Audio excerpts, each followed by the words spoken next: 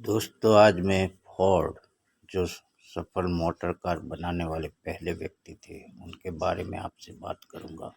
Henry Ford एक American उद्योगपति,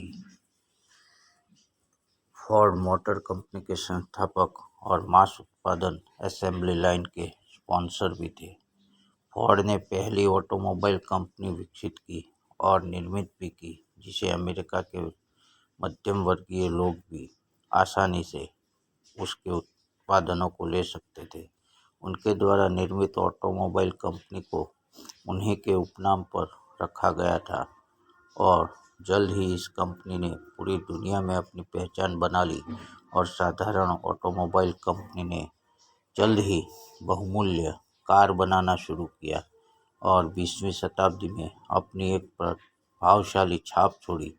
इसके बाद उन्होंने मॉडल टी नामक गाड़ी निकाली, जिसने यातायात और अमेरिकी उद्योग में क्रांति ला दी।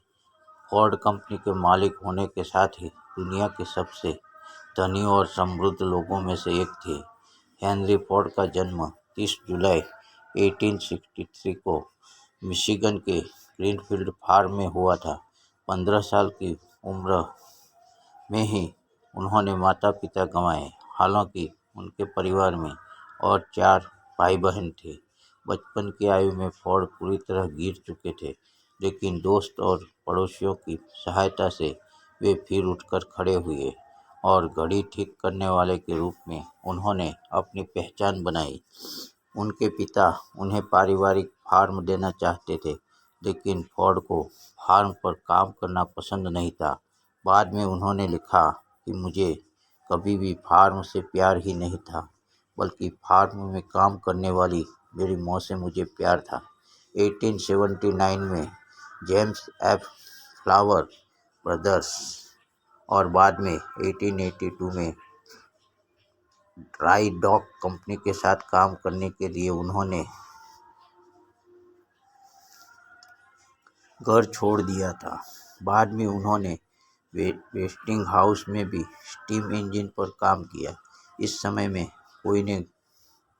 फोर्ड ने Goldsmith Bryant Stratton business college में बुक कीपिंग का भी अभ्यास किया था। 1891 में फोर्ड एडिसन ज्ञानवर्धन कंपनी के इंजीनियर बने। 1893 में मुख्य इंजीनियर के रूप में उनका प्रमोशन होने के बाद उनके पास पर्याप्त समय और पैसे दोनों थे और तभी उन्होंने गैसोलीन इंजन पर खोज करना शुरू भी किया। उनकी यह खोज 1896 में पूरी हुई और उन्होंने एक गाड़ी का भी निर्माण किया, जिसका नाम फोर्ड क्लैड साइकिल रखा गया था। उन्होंने 4 जून को इसका सफल प्रशिक्षण भी किया था। बहुत सी टेस्ट ड्राइव के बाद फोर्ड ने अपनी क्लैड साइकिल में बहुत से सुधार भी किए।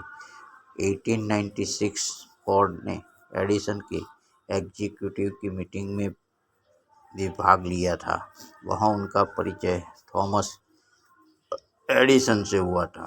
उन्होंने फोर्ड ऑटोमोबाइल के प्रोजेक्ट को सभी के सामने रखा।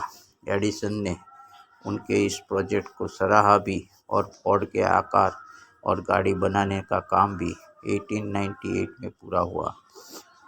डेट्रॉइट लंबर बैरन विलियम एच मर्फी की पूंजी के समर्थन से चलने वाले फोर्ड ने एडिसन कंपनी से इस्तीफा भी दे दिया था और 5 अगस्त 1899 को नई डेट्रॉइट ऑटोमोबाइल कंपनी की स्थापना भी की थी। उस समय पहले कम गुणवत्ता वाली गाड़ियों के निर्माण में भी बहुत लागत लगती थी। इसी वजह से उनकी कीमत भी ज़्यादा होती थी। इसी वजह से इस कंपनी को सफलता नहीं मिल सकी और जनवरी 1901 में कंपनी खत्म हो गई थी। बाद में सी हैरोल्ड विल्स की सहायता से फोर्ड को फिर से डिज़ाइन किया गया, इसे पुनर्निर्मित किया गया और सफलतापूर्वक अक्टूबर 1901 में 26 हॉर्स पावर के साथ चलाया गया था। इसी सफलता के साथ मर्फी और दूसरे सहकर्मियों ने डेट्रॉइट ऑटोमोबाइल कंपनी को बदलकर हेनरी फोर्ड कंपनी की स्थापना 30 नवंबर 1901 को की थी, जिसके कोई फोर्ड मुख्य इंजीनियर थे। 1902 में फोर्ड ने अपनी कंपनी छोड़कर चले जाने के बाद मर्फी ने फिर से कंपनी का नाम बदलकर कैडिलैक ऑटोमोबाइल कंपनी रखा। 1902 में ही 8+ हॉर्स पावर के साथ फोर्ड ने साइक्लिस्ट कूपर के साथ मिलकर रेस 999 में जीत भी हासिल की। इसके बाद फोर्ड को अलेक्जेंडर स्वाय से समर्थन मिला, जो डेट्रॉइट के ही कार डीलर थे। उन्होंने पार्टनरशिप में फोर्ड मोटर लिमिटेड की स्थापना भी की थी, तो ऑटोमोबाइल का उत्पादन करती थी। इसके बाद फोर्ड बहुमूल्य गाड़ियों के निर्माण और उन्हें डिजाइन करने में लग गए।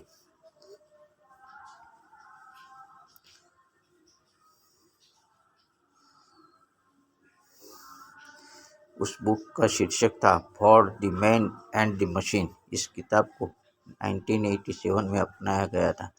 2008 में फोर्ड ने दुनिया ने पहली गाड़ी बनवा ली थी और दुनिया की सबसे कीमती और बहुमूल्य गाड़ियां बनाने वाली कंपनियों में भी फोर्ड शामिल हो गई थी। Thanks for listening and regret my errors please.